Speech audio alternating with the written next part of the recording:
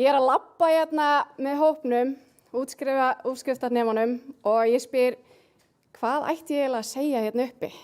3 mínútur. Og svo sem situr hliðan á mér, hún segir, ekki vera leiðileg. Þannig að það er engin pressa. En það sem hún segir, að það sem stendur upp úr að þessum árum, er að það er ekki sjálfgefið að mennta sig á fullorðins árum. Eitthvað sem hún hélt að það væri ekki hægt. Og það veitti mér svo innblástur og ég hugsa til þess þegar ég var 17 ára gömul. Og ég sit á móti kennara og ég er að velta fyrir mér framtíðarmöguleikunum. Hún spyr mig, Jóna, hvað ætlar að verða?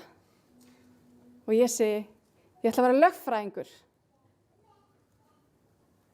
En hún horfir á mig og hún segir, nei, Jóna, það getur þú ekki.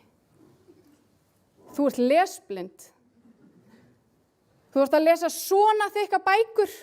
Þú getur aldrei orðið lögfræðingur. Ég trúði henni. Ég trúði henni svo mikið að ég hætti í menntaskóla. Og það tók mig 12 ár að mana mig upp í að skrá mig aftur í nám, kom hérna í háskólagáttina, kláraði það og ég valdi örugga kostinn viðskiptafræði. Ég gæti það nú, því það er ekki þykkar bækur, ég þarf ekki að lesa neitt. Það er bara tölur. Og ég er búin að vera í 6 mánuði þegar ég sit í lotu með vinkonu minni og ég spyr hana, af hverju er svona margir lögfræðiáfangar í viðskiptafræði hérna á Bifröst? Það er eins og ég hef spurt hana, af hverju er sjórinn blautur?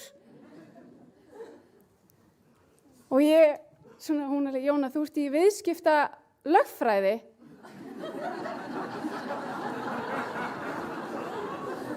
Ha? En ég á ekki að geta lært lögfræði? Ha?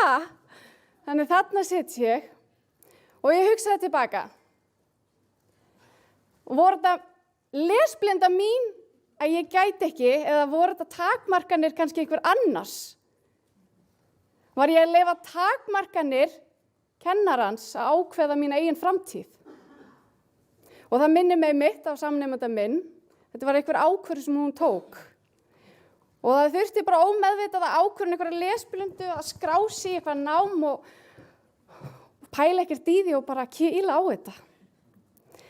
Þannig það sem ég langar að hvetja okkur öll hérna inni, grunnnema, við viljum núna gefa okkur gott klapp hérna á baki, við gátum þetta, þó við kannski öll höfum valið rétt nám, en það er kannski annað mál, sko. En, heyrðu, ég var eina að klappa fyrir sjálfur mér. Grunnemar, má ég sjá hendur á loft? Já, flott, glæsileg. Og við ætlum að gefa okkur klapp á baki, af því við gerðum þetta.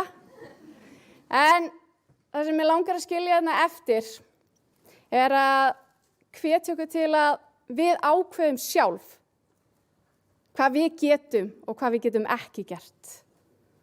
Við skulum ekki vera að hugsa hvað takmarkar annarra, hvað það er við okkur. Takk fyrir mig.